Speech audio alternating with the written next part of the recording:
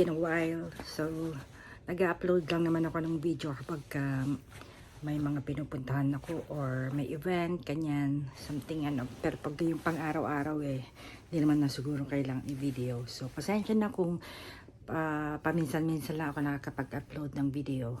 So, ngayon nandito ako sa Tokyo, Japan.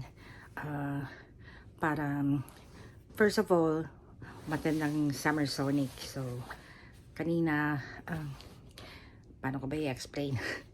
Sunday ngayon, August 16. So, ang nag-perform kanina is Beanie ang napanood ko. Kahapon pala yung SB19. Nung bumili kasi ako ng ticket, sometimes ano to? Yung Japanese kasi yung yung nakasulat. Although may translation naman ng English, pero malabo, nalalabuan ako. So, akala ko yung mapapanood ko lahat ng artist na nandun sa list.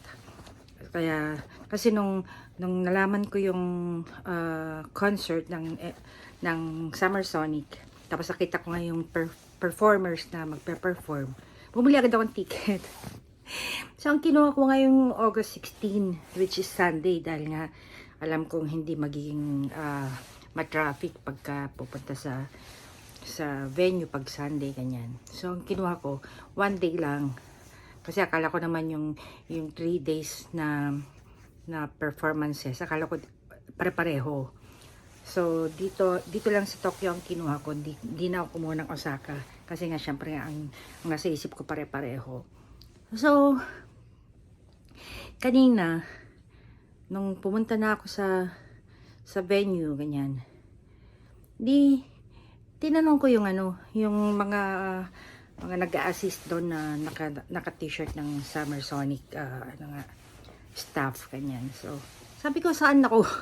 Kasi yung ticket na nakuha ko sa 7-Eleven, yung prinint na Japanese. So, syempre hindi ko maintindihan kung anong kasulat doon sa ticket. So, nung pumunta na ako ng venue, pila na ako ganyan. Sabi ko, saan ito? Kasi ang daming pasukan. So, hindi kami magkaintindihan kung saan ako tinuro na napagod-pagod na ako na pumunta kung saan. Sabi ko, total maaga pa. Kasi nga, past 9 AM ako dumating doon. So, wala pang nagpe-perform. So, inikot-ikot ko na lang muna yung venue. Tapos, paulan-ulan pa nga. Sabi ko, bili na lang muna ako ng merchandise. Tanong naman ako ng saan ako makakabili ng merchandise? Sabi sa akin, hindi daw ako pwede bumili. Sabi ko, ha? Sabi niya, kailangan daw ng ticket. Di pinakita ko yung ticket ko. Di na naman kami magkaintindihan. Sabi ko, makaalis na nga. Kumbaga, hanapin ko na nga lang ulit yung venue, ganyan. Lakad ako. So, nung tinanong ko nga yung saan ang venue. Sabi sa akin, kasi marami palang marami palang tawag nila dun? Parang zone, parang ganon. So, sabi sa akin, sabi ko, ang gusto ko mapanood ka ako, Beanie, ganyan. So, nandun sila sa mountain gate ba tawag doon? Basta mountain something. Tapos gusto kong panoorin Pentatonix. Nandun sa Marine naman sila. Ang layo. So, sabi ko, kanya-kanya pala sila ng may Sonic Gate, may ano ba yun? Basta kung anong gate. Marine, ganyan. Tapos nga mountain. Yung Beanie sa mountain sila nag-perform. Tapos nga, pagka, sabi ko, may mga oras pala sila ng kung ang sino magpe-perform, ganyan. Nagkataon namang magkasabay ang Beanie tsaka Pentatonix. Pentatonix, gusto ko rin kasi sila. Siyempre, support ko ang Pinoy. So, tsaka hindi ko pa napapanood ang Beanie. So, mas pinili ko ang Beanie. Kasi kung pupunta pa nga ako dun sa Pentatonix, hindi na abutin dahil nga malayo tapos umuulan pa. So sabi ko dito na nga lang ako sa tag na to. Doon nga sa mountain. So napanood ko yung tatlong nag-perform. Hindi ko sila kilala eh. So tatlo ba o dalawa? Hindi, 1, 2, yeah, 3 yung napanood kong nag-perform. And then, yun yang, nung bibili ng merchandise, yung pala, buti na lang merong isang babae na nakakaintindi ng English. So, sabi niya, oh, do you have the Sonic app? Ganyan. Sabi ko, no. Sabi niya, download ko raw yung Sonic app. Yung Summer Sonic app. Tapos yun nga, di-download ko. Alam mo, tinuruan niya ako kung paano makakuha ng pass. Pass pala yung tinatawag na. Ano sinasabi ng babae? Ticket siya ng ticket. Pakita naman ako ng ticket eh. Hindi kami magkaintindihan. So sabi niya, ayan. Tapos pipili ka ng oras. Ang natitirang oras na lang is 11:40 to 11:59. So yun na lang kinuha ko. Kanya na ano. Ang daming tao. Ang pahaba-haba ng pila. So ayun. Nakabili ako ng shirt. Tsaka towel. Yun na lang binili ko kasi yung ibang ano. Yung gusto kong cap. Sold out na. Dami ng sold out na ano eh. Na mga merchandise. So ang nabili ko na nga lang yung souvenir na t-shirt ng Summer Sonic, tsaka yun nga, yung towel. Ayan. So, and then, yun nga, nung ano, kumain na lang muna ako. Kasi nga, ano, napagod-pagod na ako maglakad. Grabe yung nilakad ko talaga doon sa ano na yun. Kaloka siya. Tapos yun nga, first time ko nga mapanood ang Bini. Nung natapos na yung sinundan ng Bini, ang kala ko mag-aalisan yung mga tao kasi usually pag natatapos ang performance ng ano, nagsisialisan muna kasi 30 minutes yung preparation ng next na performers kanyan. Aba nagsilapit sila sa stage, dilapit din ako. Yung mga tao doon sa harap ko. Although malapit din ako sa stage, kaso yung mga tao na sa harap ko, ang tatangkad. Kaya hirap na hirap ako makita ganyan ako ng ganyan. Although nakita ko naman silang lahat ng ano, malapitan. Pero yun nga lang, ang hirap na subiksik-siksik ng ganyan na ano. Dahil ang tatangkad ng mga nasa harap ko. Kaya yung cellphone ko nung kumuha ko ng picture tsaka video, nakataas. Nakataas na gano'n. Kaloka. Tantawa naman ako na ano, na napanood ko yung Bini. And then, hindi ko sila lahat kilala kasi ang unang nagustuhan ko sa Bini is si Joanna, and then si Maloy, tsaka si Mika. Yun yung mga natatandaan kong ano, mga pangalan. So kanina meron akong ano, na nagustuhan yung face, gandang-ganda ako sa kanya, naka-pink siya. Tapos kanina pagdating ko dito, ni-research ko yung members ng Bini. Aya pala yung pangalan niya. Aya ba? Basta Aya yata o Ala. Yeah, Aya yata. Kalimutan ko na naman. So, ayun. So, gandang-ganda talaga ako sa mukha niya. And then si Mika, ang ganda rin. And then tuwan-tuwa ako kay Maloy. Kasi si Maloy parang, ang cute-cute niya. Yung parang very, tag na to, very golly. Yung masayahin. Ganun siya. So, tapos ang papayat nila. Sana kasing payat ko sila. Ang sexy, ang gagaling sumayaw. So, ayun. Ang isang napuna ko lang, hindi naman yung mismong Bini. Yung mga ano, mga Filipino audiences. Huwag kayo magagalit sa akin. Ito, magpapakatotoo lang ako. So, nakakaano kasi, ano ba? Paano ko ba sasabihin? Embarrassing. Yung mga ano, kung magsisigaw kayo, ganyan na ano, kagaya nung nagsiset up pa lang, kilala nila yung mga taong nagsiset up doon. Nagsisigaw sila. And then, although nung nagpe-perform ang Bini, di naman sila sumisigaw. Pero natapos na naman yung performance ng Bini, tapos na, kumbaga, wala na sila sa stage.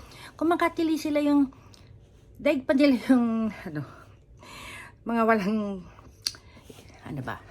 walang breathing. May mga itsura naman sila. Imagine, kumbaga kung nakarating kayo ng Japan, o di kaya kahit ba sabihin mong dito kayo na nakatira sa Japan, eh, hindi naman lahat ng tao nakakapunta ng Japan, di ba? So, kahit naman paano, sana, umayos naman kayo. Kumbaga, ano, bigyan nyo ng konting class yung mga Pilipinong audiences. Hindi yung, alam mo, sa totoo lang, pinagtitinginan kayo ng mga ibang lahi. Tuwing nagtitilian kayo na ano, Kasi grabe yung tili nyo, parang hindi siya yung tiling, paano ko ba may describe, sorry Pero kumbaga, yun nga, nasa ibang bansa kasi tayo, kumbaga dito tayo sa Japan, ganyan. Tapos yung nagpe-perform is kapwa natin Pilipino. Kumbaga, yung kahihiyan na dinudulot nyo, syempre magre-reflect din sa kanila dahil mga Pilipino sila. Hindi lang sa mga fans ng BINI. Although nung nanood ako ng SB19, hindi naman ganyan yung mga fans ng SB19, yung mga 18s. Hindi sila ganun, nagtititili sila habang nagpe-perform. Pero after that, wala na. Kumbaga, hindi na yung ganyan na, parang baliw.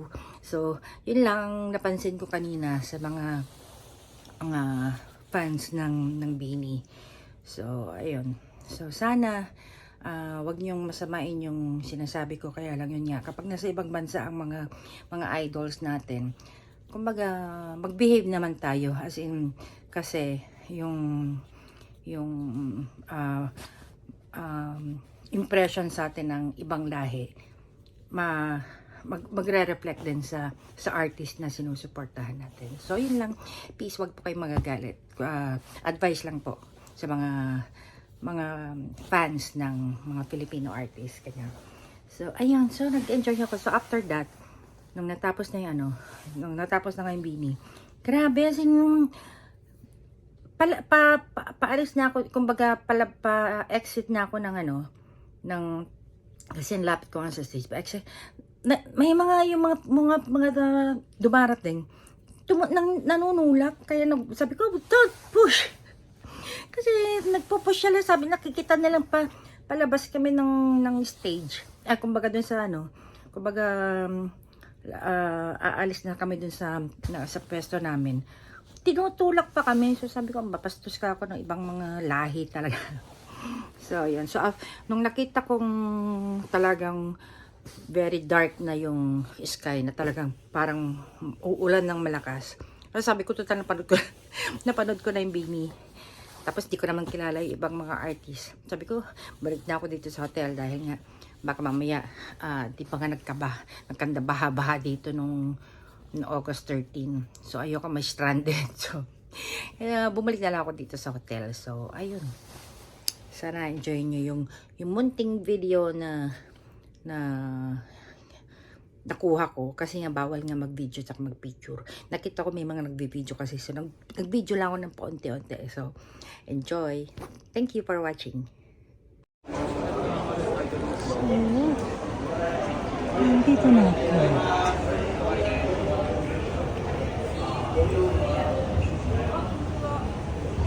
Ayan, may outlet din. Sweet.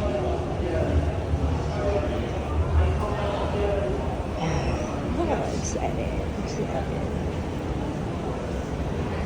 Ang cute naman nito. Okay. Welcome to Summer Sonic.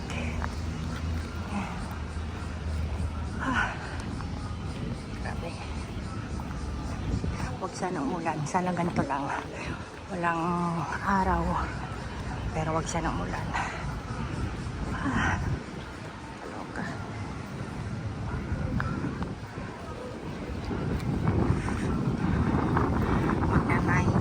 Nine na pala. Naglakad pa kasi ako. From the bus station. 16 minutes walk. 16 ba? Oo, 16 minutes walk yata. Papunta rito. So, ayan na siya. Ayan na siya. So excited.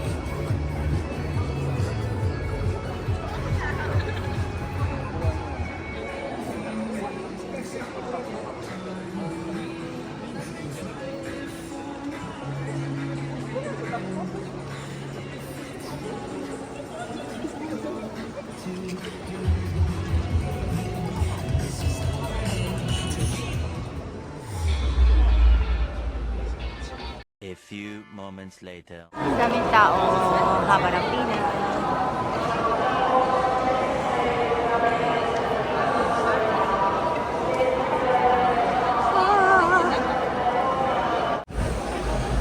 Napakainit.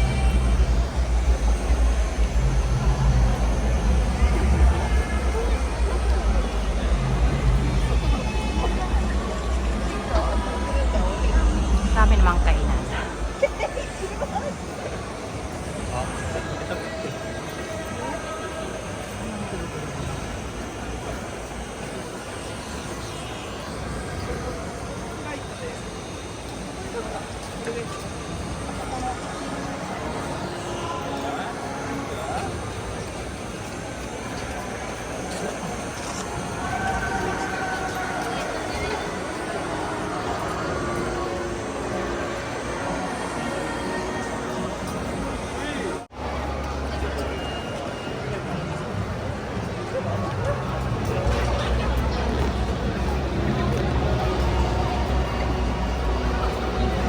May hair orange pa. Haba ng pila. Kaloka.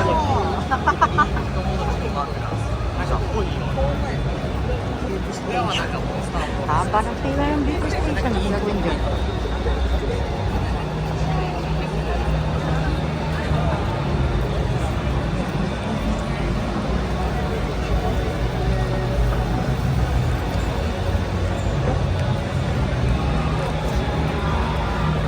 Daming kainan.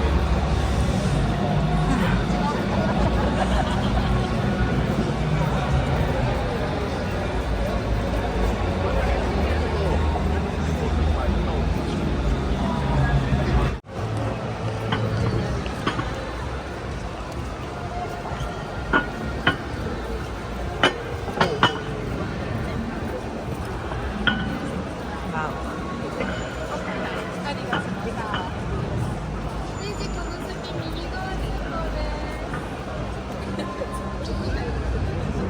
Nice.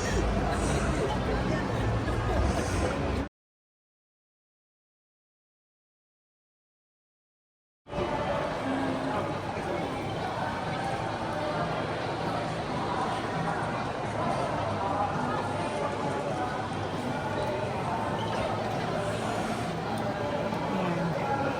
Bilihan ng mga souvenir merchandise ng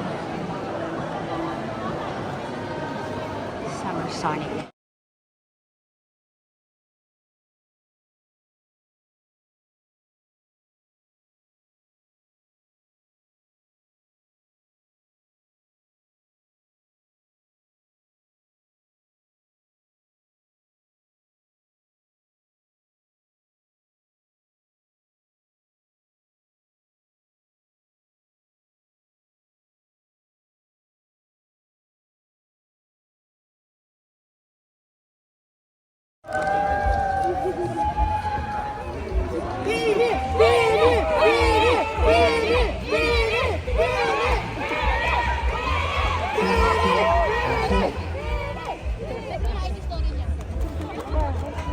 Kakagulo ng fans. Sinaset up pa lang yung stage.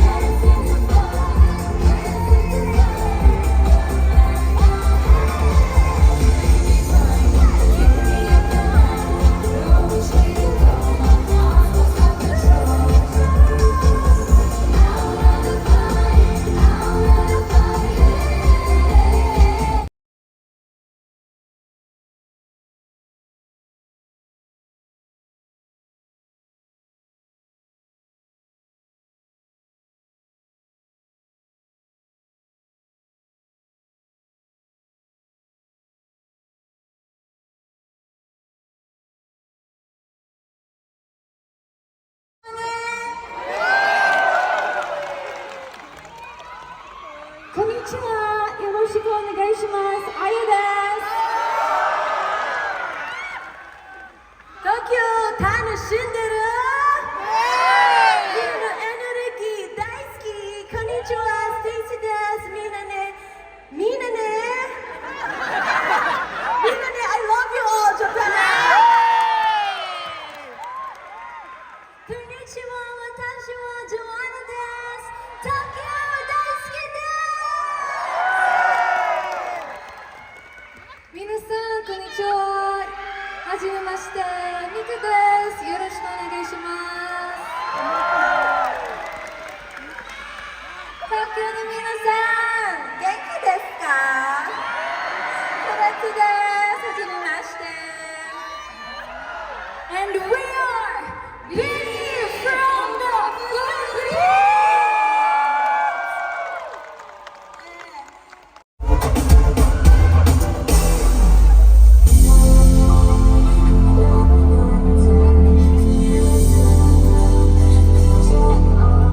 I don't like you like that.